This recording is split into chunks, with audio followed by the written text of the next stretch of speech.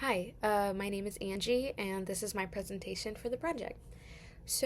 On January 28th, 1986, there was a shuttle crew of 7 astronauts who died in the explosion of their spacecraft named the STS 51L. This shuttle had a leak in one of the rocket boosters that ignited in the main fuel tank. The explosion happened 73 seconds into the flight, ultimately killing the crew members. So the members aboard the spacecraft were Francis R. Scobie. He was the spacecraft commander. The pilot was Michael J. Smith, and there were 3 mission specialists named Judith A. Resnick, Ronald E. McNair, Ellison S. Onizuka. There was also a payload specialist named Gregory B. Jarvis and a teacher, Krista McAuliffe. So the goal of this mission was to launch the second tracking and data relay satellite, also known as the TDRS-B. The Spartan Halley spacecraft was a small satellite that was supposed to be released and picked up days later using a robotic arm that was attached to the shuttle. The goal of the satellite was to observe Halley's Comet as it approached the sun. The second goal for the mission was for Krista McAuliffe, the teacher, to give at least 2 lessons from space via satellite to students around the world. After an intense investigation was made for the cause of the disaster, NASA, the Marshall Space Flight Center in Huntersville, Alabama, and the contractor Morton Thiokol Inc. in Utah were all faulted for the failure of the spacecraft. The Marshall Space Flight Center was in charge of the engineers, the tank, and the shuttle boosters. Contractor Morton manufactured the booster motors and assembled them. So the Presidential Commission, named the Rogers Commission, delivered this report and further investigated fellow engineers who worked on the spacecraft project. These engineers made testimonies regarding their expressed concerns to their superiors about the reliability of the seals. The engineers warned their superiors for at least 2 years and the night before the launch. The space shuttle was conceived as a do-everything vehicle, which not only glorified the mission, but it made it more unattainable. These stakeholders were tasked with far too much and given little time to complete this mission from start to finish. This allowed for there to be poor management and caused more mistakes. This also motivated the stakeholders to strain their resources by overworking their technicians and ignoring any potential failures. Now, there were many ethical issues involved in the engineering design of the spacecraft. The main one was the engineers approved the launch despite their concerns for potential problems with the O-rings and dropping temperatures. Regardless of the pressure they were under, the engineers should have pushed for better communication between superiors and their staff. The failure in doing so ultimately led to the loss of life and caused the catastrophic failure. Alright, so I got questions 4 through 6. Question 4 reads, were there any ethical issues involved in management or engineers' response to management that led to the disaster?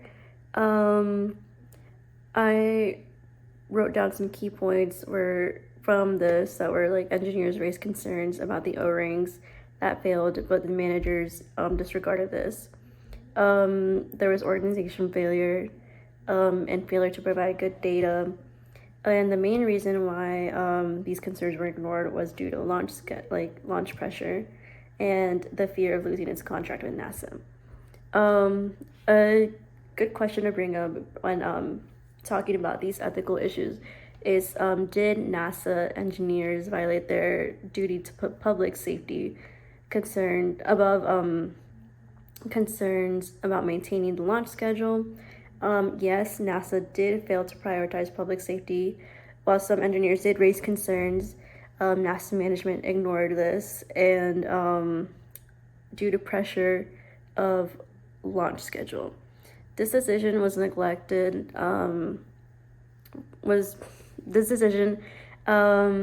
Was neglect to the ethical obligation that engineers have to protect the lives of astronauts and the public's trust in space exploration. Another concern could be, did LIGO engineers violate their duty to put public safety above concerns about losing a contract with NASA?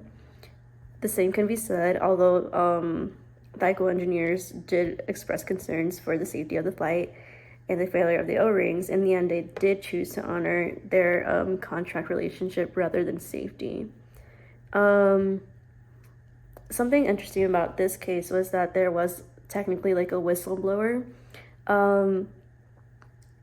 Roger Boisjoy was an engineer known for raising his concerns over the failure of the O-rings in cold weather, and he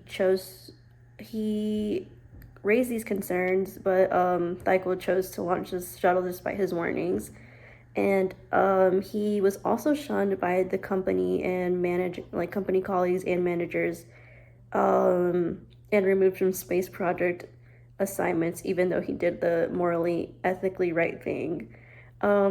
Question 5 was, as a result of any ethical or professional shortcomings that you have described and the subsequent outcome that resulted, what was the environmental impact? I would say that the environmental impact was the explosion and the debris left in the ocean. There were any long-term damages on the environment, but there was some toxic material that entered the ocean and its ecosystem at the time.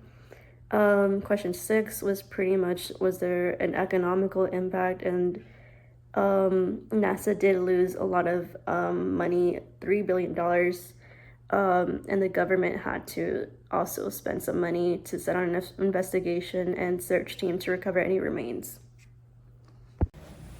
The Challenger space shuttle disaster had a large outcome which made a global impact. There was a committee appointed by the president that resulted in identifying the problem and had a focus on ensuring another disaster of this scale and caliber would not happen again. As a result of ethical shortcomings, the public's view of NASA and space exploration was heavily affected. This warranted a want for new policies and change that would ensure this type of event would not happen again. Society and the public also wanted new safety protocols that would protect and make sure astronauts and the people that were working with space exploration were safe. More safety checks needed to be installed to perform and ensure the reliability of the people. As for fundamental canon number 1, the mission failed to uphold it because it stated, "Hold paramount the safety, health, and the welfare of the public." The engineers ignored some known risks like the O-ring problem. This was thought to have caused the failure of the rocket and the mission, and they acted to move forward with a timely and quick schedule rather than prioritizing the safety and making sure that it was safe for launch. For proposing better engineering decisions, engineers should have insisted on delaying the launch and redoing a safety check. It would have been to prioritize people's lives and their safety. And to challenge a counter-argument to say that the engineers did not know about the problem, I could say that the engineers should have known about the problem and should have installed more checks and balances to make sure that these types of problems were identified before launch.